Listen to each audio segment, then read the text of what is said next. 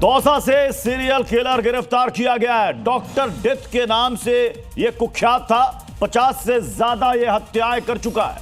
Payroll मिलने के बाद यह फरार हो गया था और साधु के वेश में, एक पुजारी के वेश में यह रह रहा था हत्यारा, जिसे पुलिस ने पकड़ लिया है। और इसका एक लंबा इतिहास रहा अपराध का।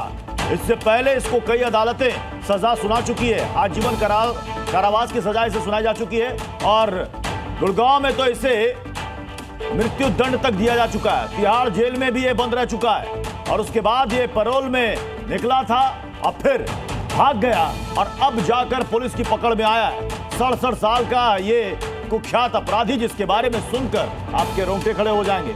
50 से ज्यादा ये हत्याएं कर चुका है और लोगों को मारने के बाद उनके शवों को ये एक नहर में फेंक देता था जहां मगरमच्छ रहते थे, ताकि पुलिस को कोई सबूत ना मिले। किडनी ट्रांसप्लांट में भी इसका नाम सामने आया था, बड़े किडनी रैकेट में। देवेंद्र शर्मा इसका नाम है, जो कि एक समय में पेशे से ये आयुर्वेदिक डॉक्टर था। इसने बाकायदा अपनी क्लिनिक खोली थी।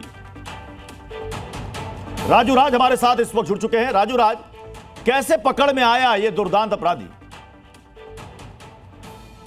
बिल्कुल प्रत्युष बता देना चाहूंगा कि चुनाव के टाइम पे दिल्ली पुलिस ने तमाम जो पीओ हैं, जो फरार अपराधी हैं, उनकी तलाश के लिए लगातार काम कर रही थी। और उसी क्रम में अब पिछले 6 महीने से दिल्ली पुलिस देवेंद्र शर्मा की तलाश कर रही थी। देवेंद्र शर्मा का कुछ इनपुट्स पुलिस को मिले थे, लेकिन वो पुलिस के पकड़ में नहीं आ रहा था। पुलिस को जानकारी मिली कि राजस्थान के दौसा के एक आश्रम में वो साधु के वेश में रह रहा है। पुलिस वहां पर पहले कुछ दिनों तक रही, वहां पर पता लगवाया और पूरे वेरीफाइड होने के बाद देवेंद्र शर्मा को पुलिस ने गिरफ्तार किया। क्राइम ब्रांच की बड़ी सफलता आप कह सकते हैं।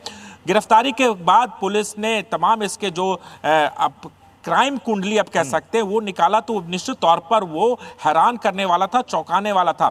2002 से लेकर 2004 के बीच इसने 50 से ज्यादा हत्या की और 21 मामलों में इसे सजा मिल चुकी है और आजीवन कारावास की सजा मिली है, मृत्युदंड की सजा मिली। उसके बाद ये तिहाड़ जेल में बंद था, लेकिन साल 2023 में ये पैरोल पे जब बाहर आया, उसके बाद ये फरार हो गया और फरार होने के बाद राजू राज, आप हमारे साथ बने रहे जरा। इस अपराधी की क्राइम कुंडली भी दर्शकों को जल्दी से बता देते हैं। ये देखिए, ये 67 साल का ये है देवेंद्र शर्मा उर्फ डॉक्टर डेथ। डॉक्टर डेथ के नाम से एक कुख्यात था। 50 कत्ल ये कर चुका है। 90 के दशक में इसने पहला अपराध किया। 1998 से 2004 तक इसने कई हत्याओं को अंजाम दिया। यात्रा के बहाने ये टैक्सी बुक करता था, ड्राइवरों को बुलाता था और फिर उनकी हत्या करता था। टैक्सी ड्राइवरों की ये हत्या किया करता था और फिर उनकी डेड बॉडी को ये कैसे नहर में फेंकता था जहां पर मगरमच्छ थे, ताकि पुलिस को कोई सबूत ना मिले। हत्या के बाद और उनकी टैक्सियों को ये ग्रे मार्केट में बेच देता था। अब आपको दिखा रहे हैं, देखिए 2004 में पहली बार ये पकड़ में आता है। पैरोल मिलने के बाद फरार हो जाता है। 2023 के बाद ये जेल नहीं लौटा। पैरोल मिली थी, गायब हो गया। अलीगढ़, जयपुर, दिल्ली में छापेमारी हुई। आगरा, प्रयागराज में भी छापेमारी हुई। दौसा के आश्रम में साधु के वेश में, एक साधु के वेश में रह रहा था। लोगों के इलाज का दावा करता था। पुलिस वाला मरीज बन गया। दौसा के आश्रम से इसे पकड़ा गया। राजू राज हमारे साथ लगातार बने हुए। राजू राज, ये लाशों को ठिकाने लगाने के लिए इसने किस नहर को इसने चुना था जहां पर मगरमच्छ थे?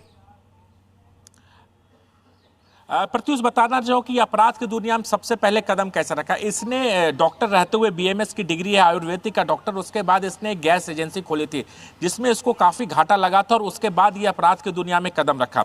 सबसे पहले जब टैक्सी ड्राइवरों को, जो टैक्सी हायर करता था, उसकी हत्या करने के बाद ये उन टैक्सी ड्राइवर को यहाँ से कासगंज, जो लगभग 2 से 225 किलोमीटर दूर है दिल्ली से, वहाँ ले जाता था। वहाँ पर हाजरा नहर है, हाजरा नहर में फेंक देता था, क्योंकि हाजरा नहर में मगरमच्छ हैं और मगरमच्छ काफी संख्या में है, इसलिए सबूत पुलिस को ना मिले, इसलिए वहां पर फेंक देता था।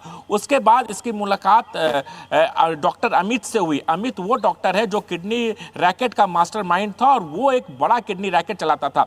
लगभग 125 लोगों का किडनी निकाल कर बेचा गया था उस वक्त 2002, 2004, 2005 के दौरान। उस वक्त डॉक्टर अमित के संपर्क में था और अमित के साथ किडनी रैकेट में शामिल था। 125 लोगों का किडनी ट्रांसप्लांट किया गया था, 125 लोगों का किडनी बेचा गया था। इस पूरे मामले में राजू राज जरा बताइए, इसके परिवार में कौन कौन है? इसके परिवार में कौन कौन है राजू राज? देखिए, इसके परिवार के बारे में जो जानकारी अभी फिलहाल क्राइम ब्रांच के द्वारा मिल पाई है, इसकी पत्नी भी है और बच्चे भी हैं, लेकिन इनसे काफी दूर है, क्योंकि पिछले जब ये गिरफ्तार हुआ था उसके बाद ये परिवार के संपर्क में नहीं था। और यही वजह है कि ये जब पैरोल पे बाहर आया उसके बाद ये फरार चल रहा था, और इसलिए परिवार के पास ना जाकर ये राजस्थान के दौसा में गया, वहां पर एक आश्रम में बाकायदा साधु की वेश में रह रहा था। तो पुलिस अब इसके तमाम क्राइम कुंडली को खंगाल रही है, और इसके साथ साथ क्या इस 2000 जब फरार हुआ था उसके बाद क्या ये आपराधिक घटनाओं में शामिल था, इसकी भी पुलिस छानबीन कर रही है, पूछताछ कर रही है, और इसके तमाम उस रिकॉर्ड के तमाम वो जानने वालों को भी पुलिस खंगाल रही है जिसके संपर्क में आकर तमाम हत्याओं को अंजाम दिया। इसके साथ साथ किस तरीके से लोगों की लाशों को ये कासगंज जाता था, कासगंज जाने के पीछे क्या मकसद होता था, वहां पर मगरमच्छ खिलाने के पीछे क्या सिर्फ सबूत मिटाना था। सवाल ये है कि ये पहली बार पैरोल पर नहीं भागा, इससे पहले 2020 में जो जानकारी है 2020 में भी ये पैरोल पर भागा था, हालांकि उस वक्त कुछ दिन के बाद ये पकड़ा गया था, और इस बार 2023 में भागा और ये 25 में पकड़ में आ रहा। क्या ये फिर से किडनी रैकेट के नेटवर्क के साथ फिर से जुड़ तो नहीं रहा था? दौसा में भले ये साधु के वेश में रह रहा हो, लेकिन इसका इरादा कुछ और रहा था। देखिए, निश्चित तौर पर यह एक बड़ा सवाल है, जांच का विषय है, चूंकि इसकी गिरफ्तारी कल ही हुई है और इससे पूछताछ की गई है। तो पुलिस इसके जो पुराने आपराधिक रिकॉर्ड को देखते हुए ये जानने की कोशिश कर रही है कि दौसा में अगर ये रह रहा था तो साधु की वेश में क्यों रह रहा था, क्या इसके पीछे कुछ और इसकी चालाकियां थी, क्योंकि 67-60 इसकी उम्र है, और क्या अब इस उम्र में भी जाकर वो तमाम आपराधिक घटनाओं में शामिल था या फिर तमाम दूसरे रैकेट में शामिल था, क्या कुछ और आपराधिक घटनाओं को अंजाम था, इसके बारे में पुलिस अभी भी जांच कर रही है, चूंकि गिरफ्तारी कल हुई है। बहुत बहुत शुक्रिया राजू राज इस पूरी जानकारी के लिए।